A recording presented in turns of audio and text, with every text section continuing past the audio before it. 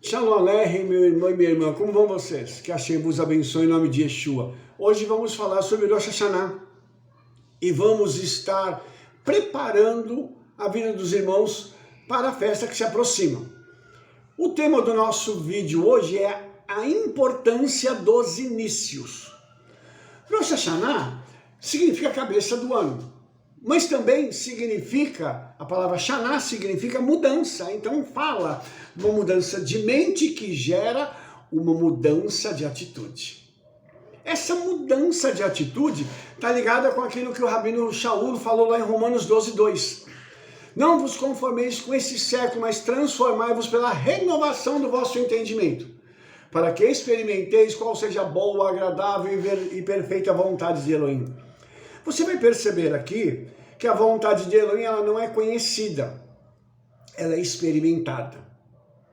Entende isso como é diferente? Então, eu e você não vamos receber um manual de instruções dizendo o seguinte: vai acontecer isso assim, assim, assim com você amanhã ou depois.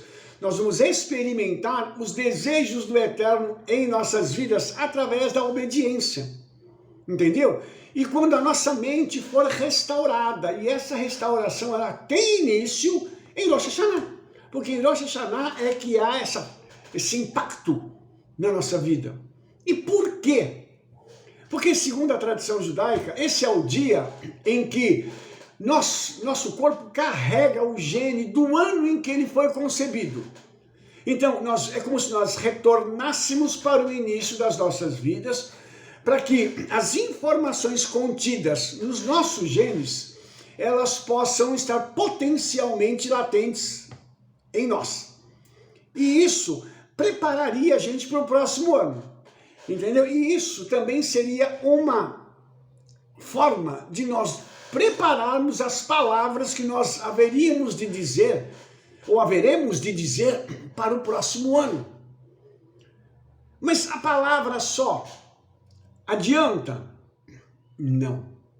Nós temos que ter atitude que vai materializar aquilo que as nossas palavras estão dizendo. E outra coisa, Rosh Hashanah carrega a centelha da nossa concepção.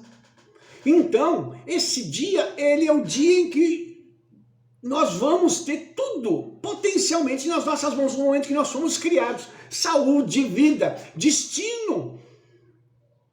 E o que vai vir a seguir é só uma revelação do que foi criado naquele primeiro momento para nós. Lembrando que as nossas almas, elas foram criadas na eternidade, elas estavam lá até o momento da gente descer para cá. Então todo o potencial das nossas almas, ele está latente em Rosh Hashanah. Isso significa que eu e você carregamos isso em potencial, de uma forma que nós vamos poder então caminhar para o sucesso, obedecendo e materializando aquilo que nós dizemos. Então veja bem, nós sabemos que toda obediência gera bênção, tá? Então, deixa eu fazer aí uma continha rápida para você. Existe mais ou menos 8.000 promessas na Bíblia. E existem 613 leis e mandamentos. Se você dividir 8.000 por 613, dá 13, alguma coisa. Então vamos deixar o número quebrado, vamos ficar só com 13. Toda vez que eu e você obedecemos uma mitzvah, um mandamento, nós recebemos então 13 bênçãos. Isso é matemática. Concluindo, se eu estou obedecendo a mitzvah de Rosh Hashanah, eu estou recebendo no mínimo, naquele dia, 13 bênçãos. E eu posso sacar isso e todo o potencial que eu recebi já na minha concepção, eu posso sacar isso e colocar isso para gerar algo novo na minha vida e na vida da minha família, em nome de Yeshua. Lembrando que Rosh Hashanah também foi o dia da criação do homem. E nós carregamos então dentro de nós esse microcosmo do universo. A centelha do Eterno está em nós, e em Rosh Hashanah isso é muito mais poderoso e latente. Nesse dia de Rosh Hashanah, em Adão, e potencialmente em nós também, foram implantados os genes não só da estrutura física, como também da emocional e da espiritual. Então, o homem carregava tudo dentro de si. Você entendeu isso? Em Rosh Hashanah nós temos condições então de chamar esse potencial de volta e dizer: Senhor, eu preciso de uma correção no meu corpo. Senhor, eu preciso de uma correção na minha alma, nas minhas emoções. Rosh Hashanah, que traga essa correção para mim, ou eu preciso de uma correção espiritual. Então que Rosh Hashanah traga essa correção para mim em nome de Yeshua. Por isso, irmãos, é muito importante a gente entender isso. E entender que tem um portal aberto em Rosh Hashanah para quando a gente olhar para aquilo, a gente dizer assim: puxa vida, é agora. Eu preciso sacar isso agora. Por quê? No momento da concepção de um homem ou de uma mulher pelos seus pais, ali todos os detalhes genéticos, físicos, foram codificados de uma forma poderosa. E esse então é o momento mais crítico, porque ali vão haver as informações que vão se ajuntar, codificando e gerando uma nova vida. Então, nenhum momento posterior vai ter a intensidade e a significância do momento da concepção. Entendeu? Então, essa centelha da concepção, ela carrega tudo dentro de si, para que haja um desenvolvimento subsequente, posterior, que vai ser somente o quê? Uma revelação daquilo que foi colocado, concebido naquela pessoa. E em Rosh Hashanah isso está latente para nós. Por isso que a gente precisa aproveitar o momento de Rosh Hashanah para a gente entender o seguinte: tem algo que está sendo proposto para mim, eu posso voltar, teoricamente falando, e sacar isso lá daquele momento da minha concepção, em Adão, para poder dizer assim: eu quero isso para a minha vida, eu preciso disso aqui para mim, para que eu possa ter um direcionamento novo nesse ano, para que eu possa materializar diante de mim os meus sonhos. Mas não é só falar, é ter atitudes positivas que te encaminharão para esse tipo de situação. E essas atitudes, elas dependem de quê? Dependem da minha postura. Por que quero insistir com você? É importante a gente poder em Rosh Hashanah obedecer. Por quê? Teoricamente falando, nesse dia, a festa tem o poder de recriar o homem. Ou seja, há uma mudança que pode ser operacionalizada dentro da nossa vida. Você entendeu? Então, olha só que interessante. Quando a gente se cumprimenta em Rosh Hashanah, o que nós dizemos? Shana Tová significa um ano bom, mas também significa que haja uma boa mudança. Quando você cumprimenta alguém em Rosh Hashanah dizendo Shana Tová, você está ministrando para essa pessoa o seguinte: que haja uma mudança boa na sua vida, meu irmão. Você entendeu como isso é intenso e como isso é maravilhoso? Ou seja, Rosh Hashanah carrega isso em potencial, e quando eu profiro estas palavras, eu crio através das palavras. Baruch Hashem. Por isso, irmãos, a gente precisa ter consciência de tudo aquilo que nós estaremos fazendo na festa.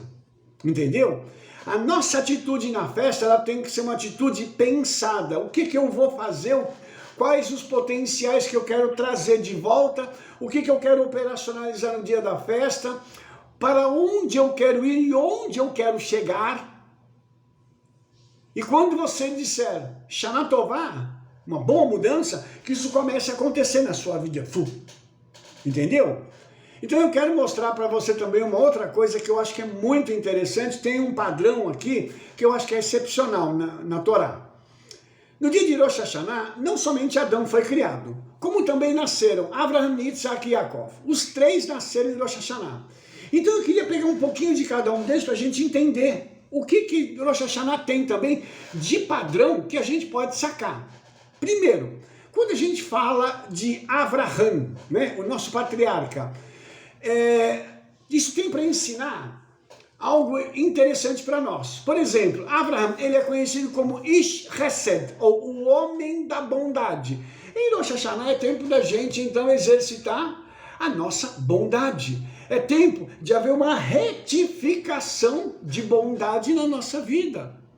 É tempo do Senhor tomar a minha vida e a sua e dizer assim, eu quero mudar um pouco do teu caráter, eu quero ajustar algumas coisas do seu caráter para que haja uma bondade maior nas tuas atitudes.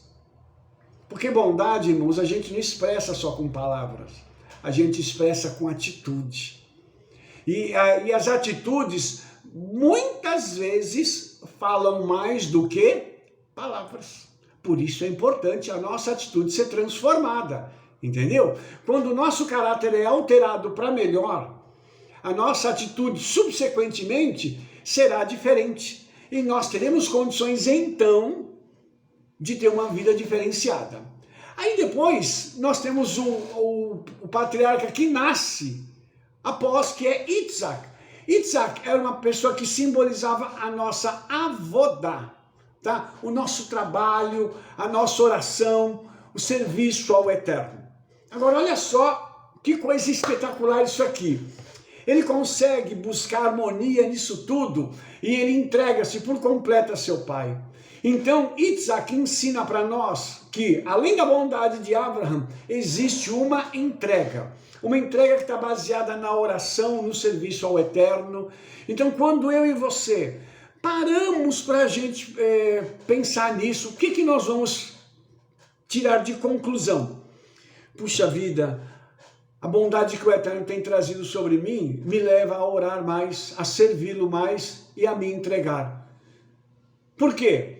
Quando Yitzhak se entrega no altar, ele não morre, o Senhor devolve ele para o pai. Olha que coisa extraordinária. Aí tem um princípio também. Muitas vezes, quando o Senhor nos pede uma oferta, algo muito grande, ele quer ver a atitude do nosso coração.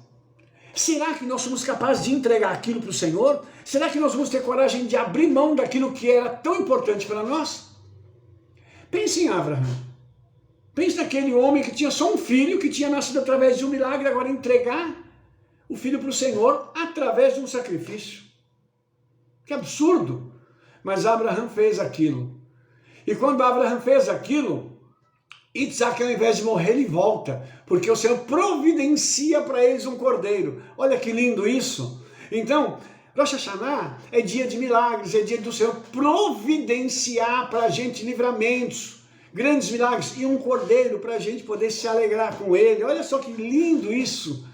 Aí depois nós temos Yaakov, que simboliza o estudo da Torá, a erudição judaica. Isso é muito importante, irmãos, porque para que nós possamos fazer qualquer coisa para o Senhor, há uma necessidade de termos conhecimento da sua palavra. Não adianta a gente sair jogando as palavras por aí, não adianta a gente querer interpretar a Bíblia de qualquer jeito. O povo de Israel é que tem esse conhecimento.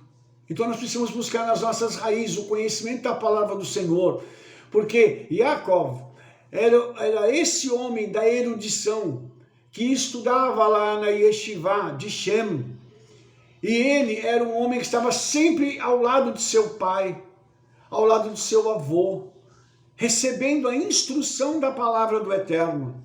Então veja que, ao contrário do seu irmão Esav, Yaakov era uma pessoa que estava preocupado em cumprir aquilo que estava escrito na palavra do Eterno. E Rosh Hashanah é tempo da gente fazer isso, da gente ter o conhecimento das Escrituras para que nós possamos cumprir aquilo que está escrito. Porque cumprindo a mitzvah tem a bênção.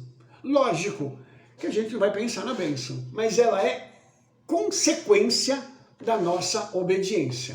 Ok? Então, as três coisas que nós vamos depreender daqui, três propostas diferentes. Um preocupado com o outro se preocupa com o Eterno, e o terceiro se preocupa com o estudo da Torá.